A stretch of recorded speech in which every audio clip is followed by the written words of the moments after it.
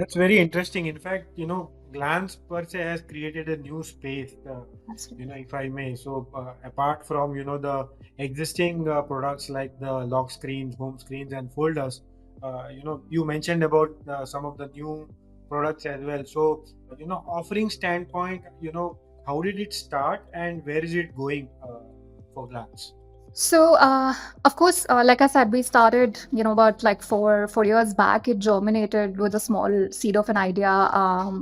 This is part of InMobi. We're part of a larger, of course, organization. So, InMobi was in the advertising business. They're an ad tech company, and they were largely shifting towards mobile as a surface, right? And that's when the realization sort of came in that this could be an interesting area for building consumer products as well, right? Apart from the B2B aspect that we were doing, we were working with a lot of brands, agencies, and so on to, of course, deliver their messages. So we understood the communication or the consumption cycle of users. And then the idea was that since we're working on this as the surface, is there an opportunity there?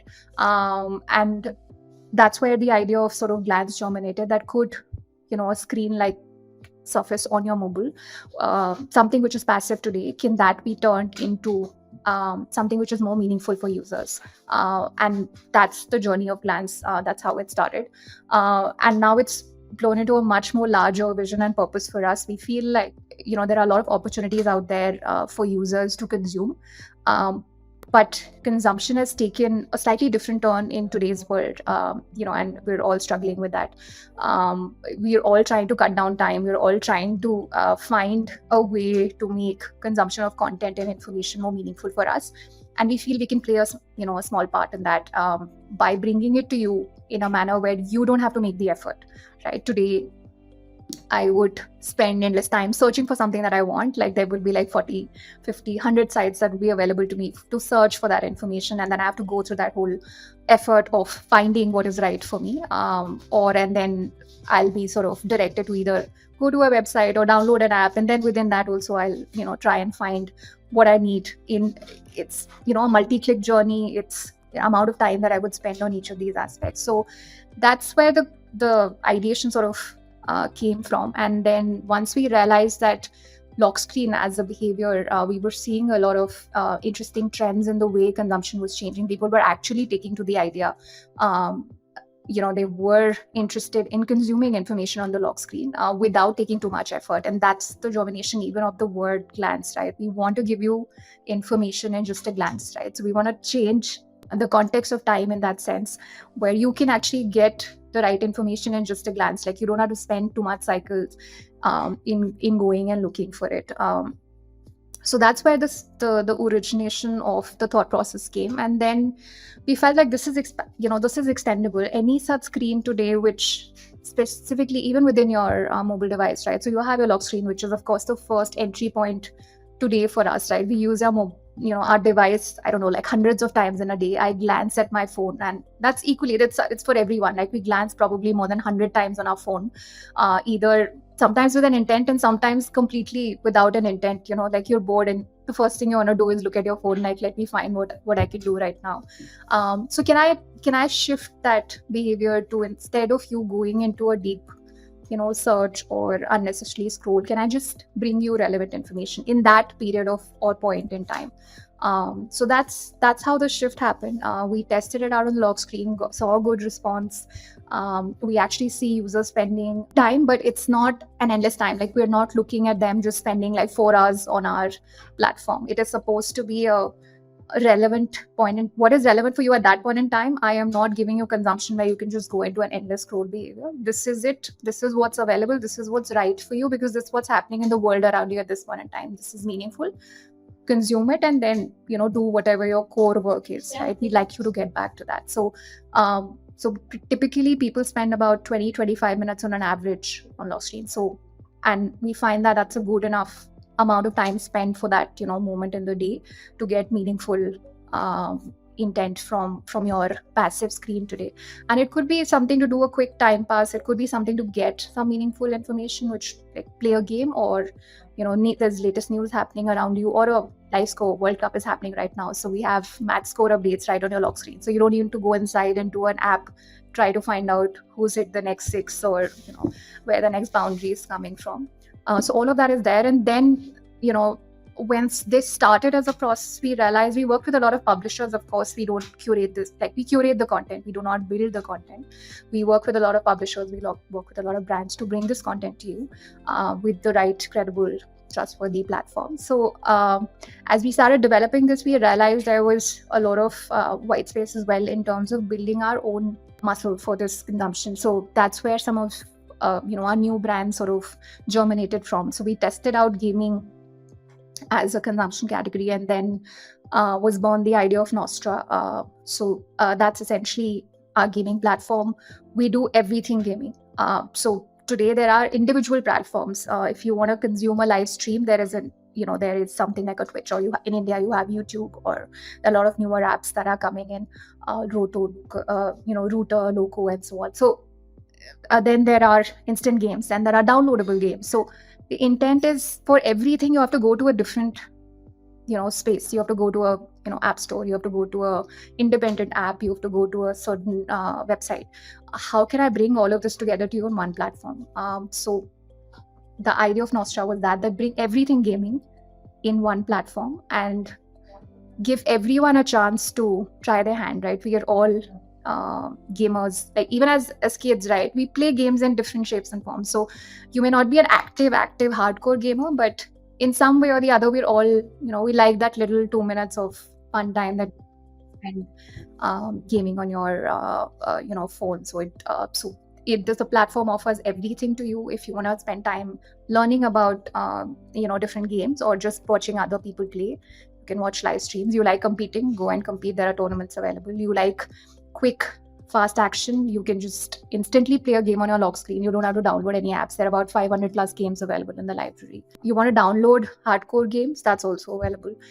So that's one. Then we also built Ruposo, which is our trending, anything trending in the world, be it in terms of actually purchasing stuff. So if you want to shop for stuff which is trending, or just watch stuff, consume stuff that's trending in the form of live videos or shows. So that's our brand that actually sells you trends in different ways and forms, right?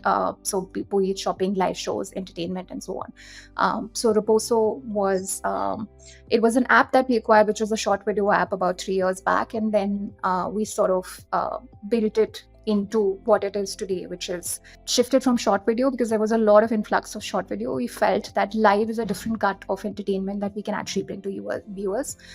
It was seeing a lot of uptake in global countries. So in India, we were one of the first ones to sort of bring live entertainment in a way to India about a year and a half back.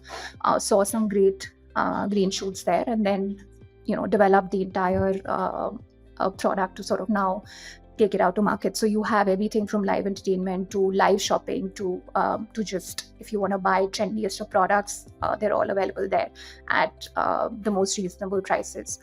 So Ruposo was again built out of that. And then on the surface side, as lock screen sort of started taking shape, we realized there are other screens on your device. So we've now built home screen, which is another surface layer that you can go to and consume. Folders is another way to consume data on your phone, right? Typically, folders has been on your phone, on your mobile devices for a while, right? It's a standard product that your operator would sort of install on your device. But what we've done is taken it to the next level. So apart from just organizing your phone, we're also offering you a solution to look at content. So all the apps that are curated for you in your folder, it'll get organized, but you can also consume content within the folder itself. So you don't have to, unless you need to with an intent, you don't need to actually go inside an app. You can just do a quick consumption within the folder itself. So the intent is anything that was pretty much transformable, we've moved that surface. Another space we are trying on the screens is TV. We launched a product on TV about a year back. We're slightly transforming it now and relaunching it in a new avatar. So you will see that product out in the market. It's essentially again similar when your screen is on an idle behavior, when you're not actively watching TV. How can we take that ambient screen and convert it into something meaningful? So in India, it's not a very heavy behavior right now where we keep our TVs on. We're a little more uh, sort of careful about it.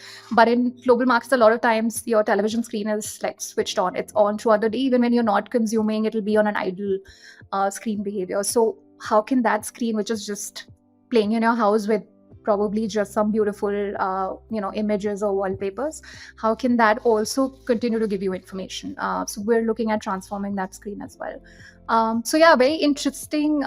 It's a very interesting space. No one has sort of thought of the possibility of in this space. We feel this could potentially be the next change in the way consumption is happening. We've seen those decadal changes, right? It was browsers first, then the app decade came, and everyone was creating apps and then pushing out apps. We feel screens could be, I mean, there's of course conversations around metaverse and so on, but the entry point to that is still screens. It will still be your devices, right? So devices are potentially not going anywhere. Your device will stay in some shape or form. So how can then screens become also another surface for you apart from browsers or apps? What's the next level? We feel this could be the next change in behavior that we could be sort of the first to sort of initiate, and hopefully we're seeing other players also sort of adapt. So you have Apple, and which came up with its lock screen offering about a year back, right? Last year in June they announced it. So there is there is that shift in general across the competition behavior as well, where there is acknowledgement that there is a possibility here that this surface could play a meaningful role. We feel we have a little more headroom there because we've sort of got there first. We've experimented, figured what's really working. Albeit right now, we're right now more in the Asian market. India is our primary market, and we are also present in Indonesia, where we launched about 3 years back. Japan, we just recently announced a launch in just about 6 months back. So Asia, we pretty much cover all larger markets. We're very soon in the process of launching in other international geographies as well, which is Latin America, North America, and potentially Europe.